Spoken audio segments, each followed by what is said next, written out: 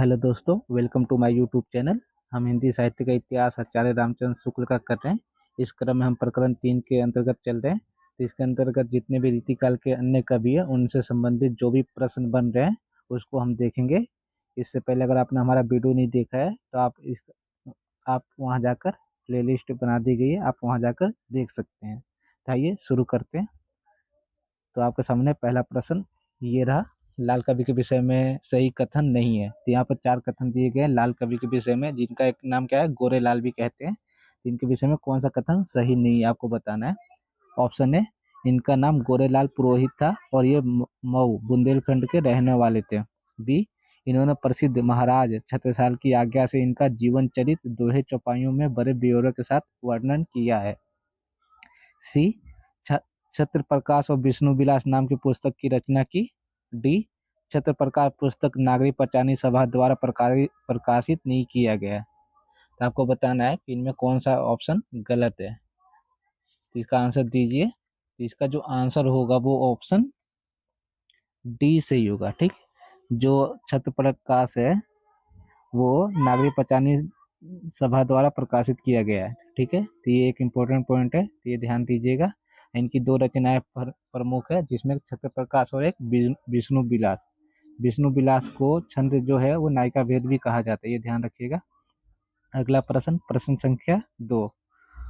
ये साक्षात रस मूर्ति और ब्रजभाषा काव्य के प्रधान स्तंभ में है, ये कथन किसका है?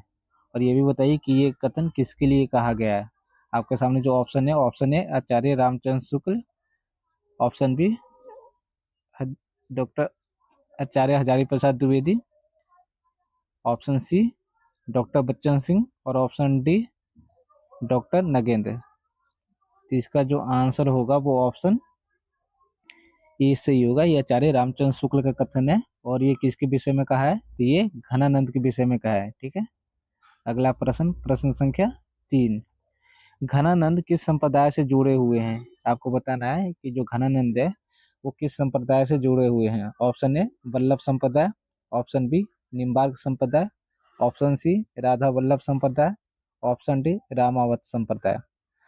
तो ऐसे अनेक कवि हुए जो किसी न किसी संप्रदाय से जुड़े हुए हैं, जैसे देव हो गए, घनानंद हो गए, तो ये इनका ये ध्यान रखिएगा। और केशव हो गए, तो ये किसी न किसी संप्रदाय से जुड़े हुए होते हैं हैं। ठीक है, तो इसका जो आंसर होगा वो ऑप्शन बी सही होगा। घनानंद जो है वो निम्बार्क संप्रदाय से जुड़े हुए थे। ठीक है, अगला प्रश्न, प्रश्न संख्या 4। यहाँ पे पद दिए गए, ये आपको बताना है कि ये किसके पद है। गुरु ने बतायो राधा मोहन सु गायो सादा सुखद सुहाय वृंदावन गाढ़े गहीरे अभूत अभूत मही मंडन परे ते परे जीवन को लाहू हाहा क्यों ना ताही लहीरे। Option A Ghananand, option B Bodha, option C Lal Kavi और ऑप्शन डी आलम। तो इसका आंसर क्या होगा? तो ये जो पद हैं ये ऑप्शन ए सही होगा, ये घनानंद के पद हैं। ठीक, अगला प्रश्न, प्रश्न संख्या 5। ये भी यहाँ पद दिए गए हैं, आपको बताना है। पहले एक बार पद पढ़ लीजिए, फिर प्रश्न पूछा जाएगा, क्या इसमें बताना है। बहुत दिनान को अवधि आसपास परे खरे अरब अरबरन भरे है उठी जानी को कही कही आवन छबीले मन भावनों को गही गही राखती ही दे दे सन्मान को। उपरोक्त पद घनानंद ने किसके सेना के आने पर कहा था? तो आपको बताना है।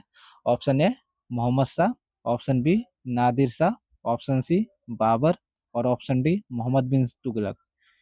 तो आपको बताना है कि जब उनके किसके सेना आते हैं, जब वो पैसा मांगते हैं तो इसके उलट में उन्होंने जर जर की जगह क्या कहते हैं, रज रज कहते हैं। ये किसकी सेना थी आपको बताना है। तो इसका जो आंसर होगा वो ऑप्शन बी सही होगा, ये नादिर शाह की सेना थी। ठीक है, अगला प्रश्न, प्रश्न संख्या 6। निम्नलिखित में से कौन सी पुस्तक घनानंद की नहीं है? Option A Sujan Sagar, option B Sujan Charitra, option सी विरह लीला और ऑप्शन डी कोकसार। ठीक, तो आपको बताना है कि इनमें से घनानंद की नहीं है। अगर घनानंद की नहीं है तो फिर वो किसकी रचना है, आपको ये भी बता दीजिए अगर आपको पता हो। तो इनकी घनानंद की और भी पुस्तकें हैं, जिसमें आपको बता दें कि एक जो है, कौन है, रस केली वली। ठीक, क्या है, रस केली वली। ठीक है। और इनकी एक रचना है कृपा कंद, ठीक, कृपा कंद। तो इसका जो आंसर होगा वो ऑप्शन बी सही होगा, ठीक। सुजान चरित इनका नहीं है, इनका नहीं है तो किसका है फिर? तो इसका जो आंसर होगा वो सूदन का है, ठीक है। किसका है ये? सुजान चरित तो सूदन। इससे पहले भी मैंने इस पर प्रश्न बना रखे हैं, ये भी एक महत्वपूर्ण रचना है। तो इसका जो आंसर क्या होगा? बी, ठीक। अगला प्रश्न, प्रश्न संख्या 7। यहाँ पर कथन दिया गया है, तो निम्नलिखित में से शुक्ल का कथन नहीं है। तो यहाँ पे एक साथ इतना कथन लेने का एक यही उद्देश्य है कि आप एक साथ जो महत्वपूर्ण कथन है वो शुक्ल जी का घरानंद के विषय में, तो आप उसे एक बार देख सकते हैं, ठीक है। तो ऑप्शन ए है, इनकी से विदुष विशुद्ध सरस और शक्तिशाली ब्रज बाजार लिखने में और कोई कवि समर्थ नहीं हुआ। विशुद्धता के साथ प्रौढ़ता और माधुर्य भी अपूर्ण ही है। बी, विप्लव श्रृंगार से अधिकतर इन्होंने लिखा है, ये वियोग श्रृंगार के प्रधान मुक्तक कवि है। सी, प्रेम के पीर ही को लेकर इनकी वाणी का प्रादुर्भाव हुआ। प्रेम मार्ग का ऐसा प्रवीण और धीर प्रतीक तथा जवादन का ऐसा दावा रखने वाला ब्रज भाषा का दूसरा कवि नहीं हुआ। डी, घन आनंद प्रेम की यातना के कवि हैं। तो आपको बताना है कि इनमें से कौन सा कथन शुक्ल का नहीं है। अगर आपने शुक्ल जी को नहीं पढ़े तो आप ये सही से आंसर नहीं दे पाएंगे, क्योंकि आपको सभी ऑप्शन जो है शुक्ल जी के ही संबंध में लगेगा। तो इसका जो आंसर होगा वो ऑप्शन डी सही है, ठीक। ये शुक्ल जी का कथन नहीं है, तो शुक्ल जी का कथन नहीं है तो किसका कथन है ये? तो ये डॉक्टर बच्चन सिंह का कथन है, ठीक है। अगला प्रश्न, प्रश्न संख्या 7। नहीं महा ब्रज भाषा प्रवीण और सुंदर ताहू के भेद को जानो, ये पद किसके हैं? Option A Brajnath, option B Ghananand, option C Alam, और ऑप्शन डी ठाकुर। इसका जो आंसर होगा वो ऑप्शन ए सही होगा, ये ब्रजनाथ का पद है, ठीक है। ब्रजनाथ के पद जो है वो घनानंद की विशेषता बताते हैं और उनकी जो महिमा मंडित महिमा है उनके गाते हैं ब्रजनाथ, ठीक है। अगला प्रश्न, प्रश्न संख्या 9। घनानंद विरक्त भक्त के रूप में वृंदावन जा रहे, पर इनकी अधिकांश कविता भक्ति भाव की कोटि में नहीं आएगी, श्रृंगार की ही कही जाएगी। ये कथन किसका है? Option A doctor Hazari Prasad Dwivedi, option B Acharya Ramchandra Shukla, option C doctor Nagendra, और ऑप्शन डी रामस्वरूप चतुर्वेदी।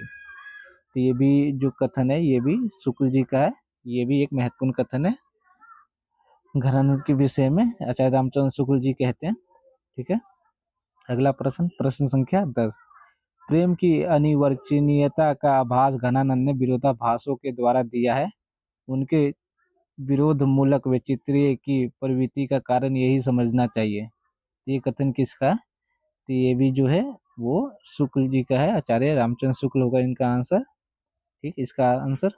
अगला प्रश्न, प्रश्न संख्या 11। घनानंद ने ना तो बिहारी की तरह वीरता को बाहरी माप से मापा है, ना बाहरी उछल को दिखाई है।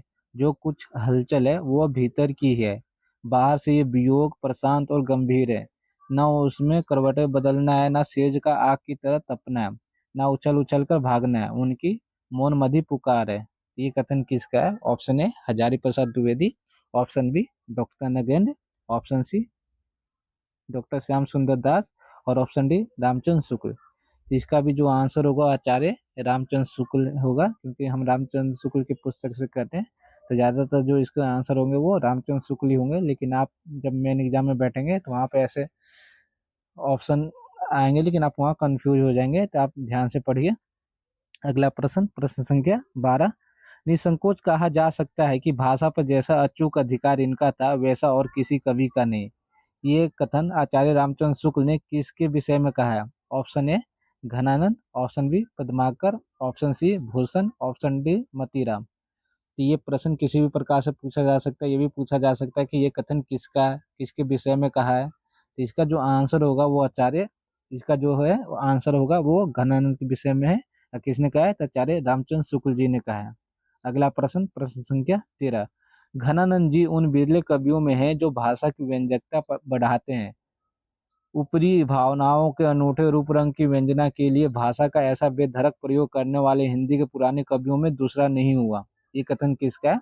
Option A Acharya Ramchandra Shukla, option B doctor Shyam Sundar Das, option C Namvar Singh और ऑप्शन डी रामदरस मिश्र। तो इसका भी जो आंसर होगा वो ऑप्शन ए से होगा, आचार्य रामचंद्र शुक्ल। ठीक। अगला प्रश्न, प्रश्न संख्या 14। तो प्रश्न इस प्रकार है, लक्षणा का विस्तृत मैदान खुला रहने पर भी हिंदी कवियों ने उसके भीतर बहुत ही कम पैर बढ़ाया। एक घनानंद ही ऐसे कवि हुए जिन्होंने इस क्षेत्र में अच्छी अच्छी दौड़ लगाई। लाक्षणिक, मूर्तिमता और प्रयोग वैचित्र्य की जो छटा इनमें दिखाई पड़ी, खेद है कि वह फिर पौने 200 वर्ष पीछे जाकर आधुनिक काल के उत्तरार्ध में अर्थात वर्तमान काल के नूतन काव्य धारा में ही व्यंजनावाद के प्रभाव से कुछ विदेशी रंग लिए प्रकट हुई है। तो ये कथन किसका है और किसके विषय में कहा गया है? तो इसका आंसर क्या होगा? Option A Hazari Prasad Dwivedi, option B doctor Bachchan Singh, option C doctor Nagendra और ऑप्शन डी आचार्य रामचंद्र शुक्ल। इसका जो आंसर होगा वो ऑप्शन डी से होगा, ये आचार्य रामचंद्र शुक्ल का कथन है। ठीक है। और किसके विषय में? तो घनानंद के विषय में। ये इस सेशन का आखिरी प्रश्न, अति सुदो स्नेह को मार्ग है जहाँ नेक सयानप बाक नहीं, तह साचे चले तही अपनापे, झिझके कपटी सो निशांक नहीं। ये पद है, बहुत ही महत्वपूर्ण पद है। तो आपको बताना है कि ये पद किसके हैं। Option A Ghananand, option B Bodha, option C Alam और ऑप्शन डी रसलीन। तो ये जो है इसका जो आंसर होगा वो ऑप्शन क्या होगा? ऑप्शन ए से होगा, ये घनानंद के पद हैं जो कि एक महत्वपूर्ण है। ठीक है। तो अगला जो वीडियो होगा उसमें आप ये ध्यान रखिए कि आगे हम क्या पढ़ेंगे। तो रसनिधि से संबंधित जो भी प्रश्न बनेंगे और महाराज विश्वनाथ सिंह से, अगर आपके पास समय हो तो आप जरूर पढ़िए, और नागरी दास और इन सबको आगे पढ़ के आइए। ठीक है। तो आज के लिए इतना ही, धन्यवाद।